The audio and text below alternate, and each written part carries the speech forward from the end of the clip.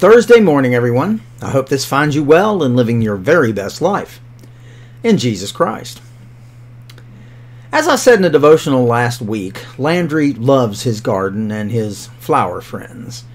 He takes great pleasure in nurturing them and watching them grow, and for a 5-year-old, he's surprisingly patient as he watches them develop. But he is, after all, only 5, and occasionally he'll get a bit frustrated with the slow pace of watching them grow. The other day he came to my room and with a great sigh sat down in my reading chair. After realizing he wasn't going to say anything, I stopped and asked him what was wrong. "Pop," he says, "my flowers are taking way too long to grow. I feed them and I water them and I take weeds away and they're just sitting there.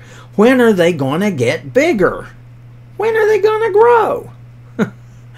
I couldn't help but hear in his words an echo of how I sometimes think our Heavenly Father must feel, especially with me sometimes. I mean, He plants me where He needs me to be, in the soil He's chosen, that He's prepared, so I can grow my very best. He nurtures me by sending me His Word. He sends me encouragement from others. He sends me help in times of need and waters me every day with His grace and mercy. He removes the stones and weeds of sadness, sin, and worry and strife from my life, and He replaces them with joy and hope and peace. And sometimes in my mind, at least, I can't help but think He's asking me, "Kevin, I'm giving you everything you need to prosper, so when are you going to grow? When will you start to bloom in my presence, exhibiting the bright blossoms of faith so that others may see my great work in you?" I think that if we're totally honest with ourselves, I think many of us would admit to thinking the same thing about our spiritual growth at times.